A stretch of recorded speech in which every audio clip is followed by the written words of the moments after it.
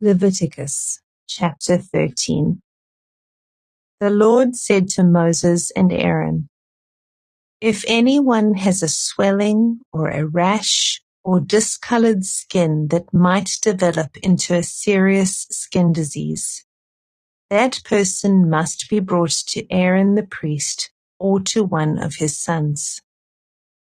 The priest will examine the affected area of the skin. If the hair in the affected area has turned white and the problem appears to be more than skin deep, it is a serious skin disease, and the priest who examines it must pronounce the person ceremonially unclean. But if the affected area of the skin is only a white discoloration and does not appear to be more than skin deep, and if the hair on the spot has not turned white, the priest will quarantine the person for 7 days. On the 7th day, the priest will make another examination. If he finds the affected area has not changed and the problem has not spread on the skin, the priest will quarantine the person for 7 more days. On the 7th day, the priest will make another examination.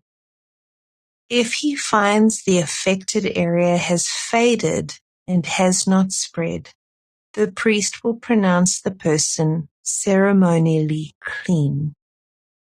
It was only a rash. The person's clothing must be washed, and the person will be ceremonially clean. But if the rash continues to spread after the person has been examined by the priest and has been pronounced clean, the infected person must return to be examined again. If the priest finds that the rash has spread, he must pronounce the person ceremonially unclean, for it is indeed a skin disease. Anyone who develops a serious skin disease must go to the priest for an examination. If the priest finds a white swelling on the skin, and some hair on the spot has turned white, and there is an open sore in the affected area, it is a chronic skin disease, and the priest must pronounce the person ceremonially unclean. In such cases, the person need not be quarantined, for it is obvious that the skin is defiled by the disease. Now suppose the disease has spread all over the person's skin, covering the body from head to foot. When the priest examines the infected person and finds that the disease covers the entire body, he will pronounce the person ceremonially clean. Since the skin has turned completely white, the person is clean. But if any open sores appear, the infected person will be pronounced ceremonially unclean. The priest must make this pronouncement as soon as he sees an open sore, since open sores indicate the presence of a skin disease.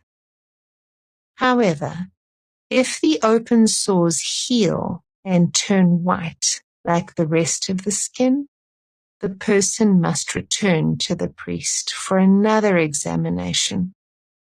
If the affected areas have indeed turned white, the priest will then pronounce the person ceremonially clean by declaring, "You are clean." If anyone has a boil on the skin that has started to heal, but a white swelling or a reddish-white spot develops in its place, that person must go to the priest to be examined. If the priest examines it and finds it to be more than skin deep, and if the hair in the affected area has turned white, the priest must pronounce the person ceremonially unclean.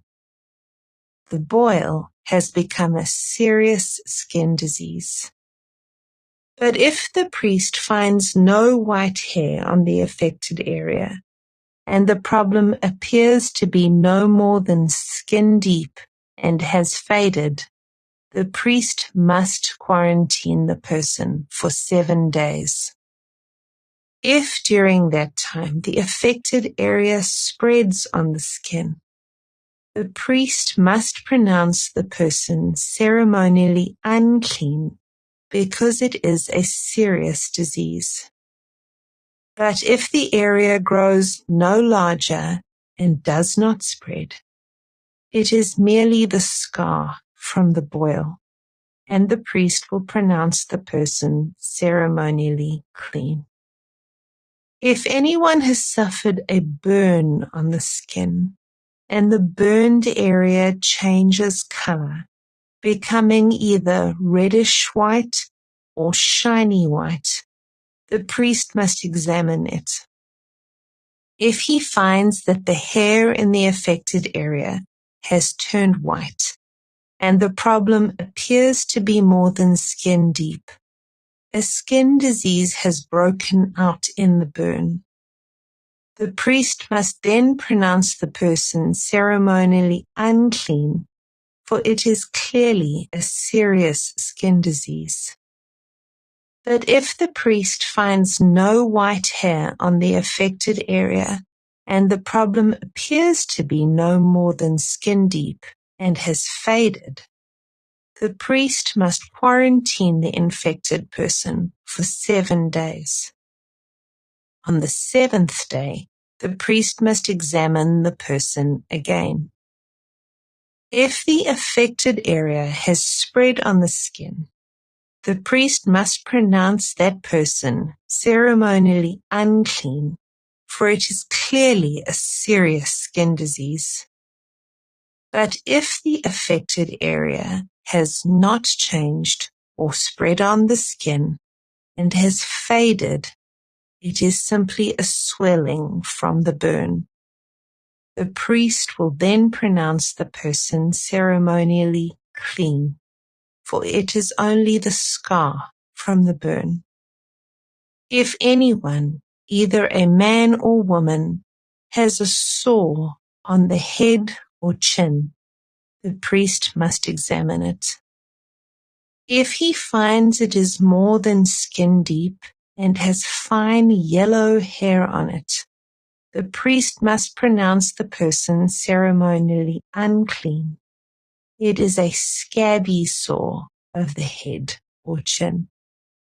If the priest examines the scabby sore and finds that it is only skin deep, but there is no black hair on it, he must quarantine the person for 7 days. On the 7th day, the priest must examine the sore again. If he finds that the scabby sore has not spread and there is no yellow hair on it, and it appears to be only skin deep, the person must shave off all hair except the hair on the affected area. Then the priest must quarantine the person for another 7 days. On the 7th day, he will examine the sore again. If it has not spread and appears to be no more than skin deep, the priest will pronounce the person ceremonially clean. The person's clothing must be washed, and the person will be ceremonially clean. But if the scabby sore begins to spread after the person is pronounced clean, the priest must do another examination. If he finds that the sore has spread, the priest does not need to look for yellow hair. The infected person is ceremonially unclean. But if the color of the scabby sore does not change, and black hair has grown on it, it has healed. The priest will then pronounce the person ceremonially clean. If anyone, either a man or woman, has shiny white patches on the skin, the priest must examine the affected area. If he finds that the shiny patches are only pale white, this is a harmless skin rash, and the person is ceremonially clean. If a man loses his hair and his head becomes bald, he is still ceremonially clean. And if he loses hair on his forehead, he simply has a bald forehead, he is still clean. However, if a reddish-white sore appears on the bald area on top of his head or on his forehead, this is a skin disease.